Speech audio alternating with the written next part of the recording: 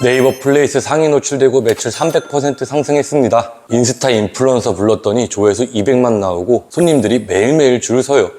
여러분, 이런 이야기 들으시면 어떠세요? 와, 나도 플레이스 상위 노출되고 싶다. 나도 인플루언서나 불러볼까? 이런 생각을 하시나요? 만약 그런 생각을 하신다면 큰일입니다.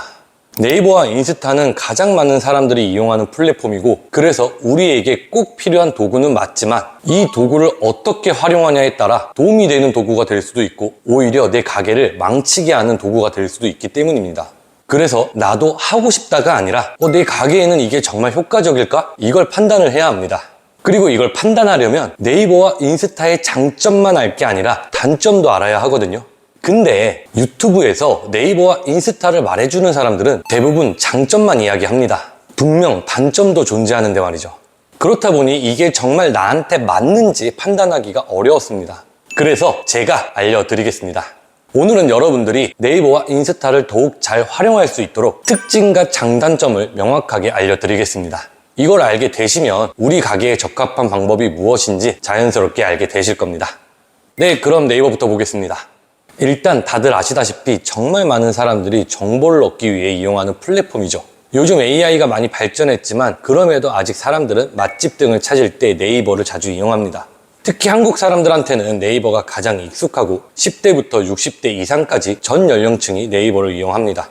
그래서 다양하고 많은 사람들이 모여있는 플랫폼이라는 특징을 가지고 있습니다. 장점은 여러 가지가 있겠지만 크게 세 가지로 추려보면 첫 번째, 매력 어필을 할 수 있습니다. 음식 사진, 매장 분위기, 메뉴, 주차 정보 등을 보여줄 수 있는 네이버 플레이스라는 기능 덕분에 이걸 잘 활용한다면 우리 식당의 매력을 아주 쉽게 어필할 수 있습니다. 두 번째, 전환율이 높습니다. 네이버에서 검색하는 사람들은 이미 방문할 욕구가 높은 사람들입니다. 예를 들어 홍대 칼국수 맛집이라고 검색한 사람들은 지금 당장 홍대에서 칼국수 집을 가려고 하는 사람들이기 때문에 노출이 잘 되어 있고 우리 매장 어필만 잘한다면 매장에 방문할 확률이 상당히 높아집니다. 세 번째, 든든한 간판이 되어줍니다. 매장의 정보나 리뷰가 사라지지 않고 계속 쌓이기 때문에 장기적으로 든든한 간판 역할을 해줍니다. 자, 네이버의 단점을 보면 첫 번째, 경쟁이 치열합니다. 방금 말씀드렸던 장점들 덕분에 맛집 키워드 등의 네이버 플레이스나 블로그 등이 상위 노출이 되면 상황에 따라 좀 다르지만 대부분 매출적으로 좋은 효과를 봅니다. 그걸 알기에 너도 나도 상위 노출에 도전을 하죠. 하지만 상위에 노출되는 업체는 네이버 플레이스 기준 겨우 5개입니다. 그 상권에 수백, 수천 개의 식당이 있는데 상위에 보여지는 건 겨우 5개가 전부인 거죠. 그래서 치열한 경쟁을 하게 되고 그 경쟁에 이겨달라고 마케팅 회사에게 수백만 원씩 쓰게 됩니다. 그렇게 돈 써서 계속 상위에 있다면 좋겠지만 지속성이 좀 부족합니다. 경쟁이 치열하다 보니 순위는 수시로 바뀌고 경쟁뿐만 아니라 네이버는 알고리즘을 정말 미처럼 수시로 바꾸기 때문에 노출에 대한 지속성이 떨어지는 경우가 많습니다. 특히 맛집 키워드가 그렇습니다. 두 번째는 재방문율이 좀 낮습니다. 이게 네이버의 단점 중 핵심입니다. 요식업은 재방문율이 너무나도 중요한 사업인데 네이버 고객들은 재방문율이 떨어지는 경우가 있습니다. 재방문을 보통 누가 할까요? 네, 주변에 거주하는 사람들입니다. 근데 생각해보세요. 여러분이 이미 거주하고 있는 지역에서 맛집을 검색하시나요? 물론 하시는 경우가 있겠죠. 근데 웬만하면 잘 하지는 않습니다. 이미 동네에 어떤 맛집이 있는지 잘 알기 때문입니다. 그래서 맛집을 검색하는 사람들의 대다수는 그 지역 사람이 아닙니다. 타지 사람일 확률이 높습니다. 그 지역을 잘 모르니까 검색을 하는 겁니다. 근데 그 타지 사람들이 재방문을 할까요? 안 하죠. 이런 경우가 많죠. 네이버 플레이스 상위 노출 돼서 매출 막 2천만 원 상승했다가 순위 떨어지니까 매출도 동시에 2천만 원 떨어지는 경우가 생깁니다. 물론 상권마다 어느 정도 차이는 있어요. 그리고 뭐 작은 맛집 키워드냐 큰 맛집 키워드냐 이거에 따라 어느 정도 또 차이는 있겠지만 높은 확률로 맛집을 검색하는 사람들은 타지 사람들의 확률이 높습니다. 이 단점을 알아야 합니다. 세 번째는 시스템에 오류가 생깁니다. 네이버 플레이스 상위 노출 되니까 매출도 좀 올라서 재료도 넉넉히 사놓고 직원도 추가적으로 고용했는데 갑자기 순위가 하락하면서 매출도 동시에 하락합니다. 재료는 버려지고 직원은 막 해고하지 못합니다. 이번에 정부에서 이것도 더 강화하고 있죠. 어쨌든 이렇게 되면 매장 시스템에 오류가 생길 수밖에 없고 수익성이 오히려 떨어질 수 있습니다. 자, 결론적으로 네이버의 특징, 장점, 단점을 고려했을 때 첫 번째는 상위 노출에 집착하면 안 됩니다. 상위 노출에 집착하다 보면 치열한 경쟁에 끼어들게 되고 그 경쟁을 계속 생각하다가 오히려 본질을 보지 못하는 경우가 생깁니다. 두 번째, 상위 노출을 노린다면 재방문보단 입소문을 생각해야 된다. 상위 노출이 되고 싶다면 그때 방문하는 손님들은 재방문을 안 할 가능성이 높다고 생각해야 합니다. 차라리 입소문을 내줄 수 있도록 매장을 설계할 수 있어야 됩니다. 마지막으로 지속 가능성을 따져봐야 합니다. 마케팅 회사를 통해서 순위를 오르는 방법이 있고 스스로 연구해서 순위를 올리는 방법도 있을 거고 검색 광고로 상위로 노출시키는 방법이 있습니다. 이거 무슨 말인지 아실 거예요. 근데 여기서 지속 가능성을 따져봐야 합니다.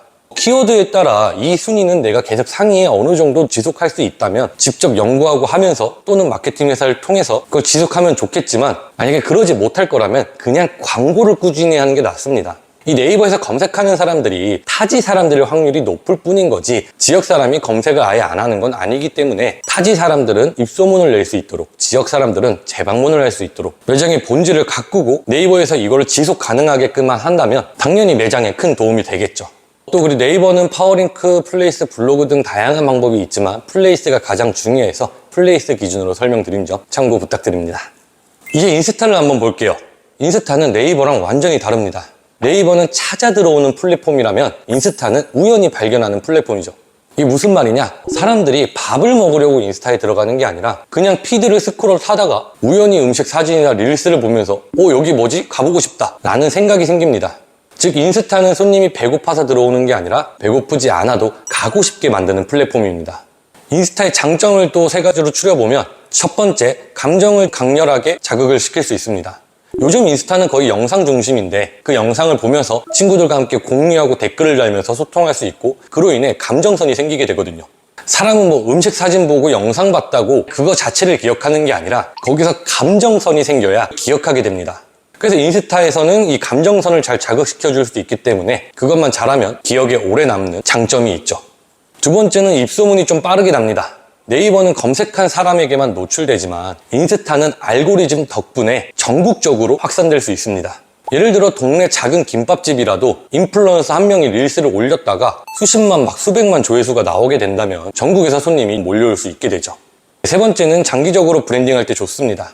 이건 이제 인플루언서를 부르는 게 아니라 매장에서 직접 인스타를 운영하면서 영상을 자주 올리다 보면 그게 곧 장기적으로 브랜드 가치를 만들 수 있습니다.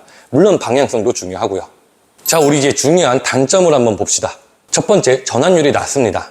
일반 사람들이 이제 인스타를 보다가 어떤 영상을 보고 와 맛있겠다 하고 저장하고 공유는 많이 하지만 실제로 매장까지 오는 비율은 그 저장과 좋아요 숫자에 비해 상당히 낮습니다.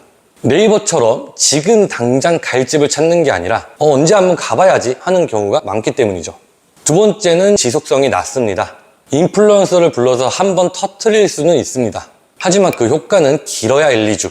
지속적으로 손님을 모으려면 꾸준한 콘텐츠 생산을 위해 인스타 인플루언서를 계속 돈 써서 불러야 되는데 그럼 또 그것도 비용이 많이 들잖아요. 그래서 직접 계정을 운영하는 게 장기적으로 좀 효과적입니다. 세 번째, 이것도 재방문율이 낮습니다. 인스타 또한 영상이 확산되면 타지 손님들이 방문하기 때문에 재방문율이 낮을 수 있습니다. 자, 보면 네이버도 인스타도 동일한 단점을 가지고 있습니다. 재방문율에 크게 도움이 안 된다는 겁니다. 요식업은 재방문율이 너무 중요한데 말이죠. 근데 다행히 인스타에는 이 단점을 케어할 수 있는 방법이 있습니다. 바로 인스타 광고입니다. 인스타 광고는 알고리즘을 타는 게 아니라 내가 돈을 좀 쓰는 건 맞지만 어쨌든 내 매장 주변 1km 반경 내의 사람들에게만 이 광고가 노출되게끔 설정할 수 있습니다. 이게 진짜 정말 사기적인 건데 재방문할 확률이 높은 손님에게만 타겟으로 잡아 광고를 돌릴 수 있다는 거예요. 네이버도 이걸 어느 정도 설정을 할 수 있지만 이게 거의 효과는 없거든요, 네이버는. 하지만 인스타는 이 광고만 잘 돌리면 동네에서 오는 손님들이 많아지고 매장에서 좋은 경험을 준다면 재방문율이 높아지죠. 이게 어쨌든 빠르게 확산되는 게 아니라 하루아침에 큰 효과를 안겨주진 않지만 동네 사람들이 막 계속 차근차근 방문하고 또 그 손님들이 재방문하다 보면 이 효과는 복리로 굴러갈 수밖에 없습니다. 단 복리로 굴러가는 선결 조건이 있죠. 재방문할 가치가 있는 식당이어야 합니다. 그게 부족하다면 사실 이 광고도 어떻게 보면 오히려 매장의 이미지를 깎아먹을 수 있습니다. 자, 제가 이렇게 막 말씀드리니까 결국 네이버든 인스타든 저 단점들 생각하면은 할 게 없어요, 할 게. 근데 최종적으로 제 결론을 말씀드리면 사실 네이버고 인스타고 나발이고 장사는 결국 입소문과 재방문의 싸움이기 때문에 그저 누군가 상위 노출이 돼서 막 수천만 원의 매출이 올랐다고 그걸 따라하는 게 아니라 인스타 인플루언서 불러서 줄 서는 맛집 되었다고 그걸 따라하려는 게 아니라 내 매장이 재방문과 입소문이 잘 날 수 있는 식당인지 정말 잘 판단해가지고 그 뒤에 이 네이버랑 인스타를 적절히 활용할 수 있어야 하는 게 사실 그게 정답입니다. 제가 막 단점을 이야기하면서 너무 겁들인 것 같기도 한데 허상의 정보가 아니라 현실적인 정보를 보셨으면 하는 마음으로 영상을 촬영했습니다. 혹여나 제 설명이 좀 부족해서 궁금하신 부분이 있다면 댓글로 남겨주시고 영상 도움이 되셨다면 좋아요, 구독 부탁드립니다. 네, 감사합니다.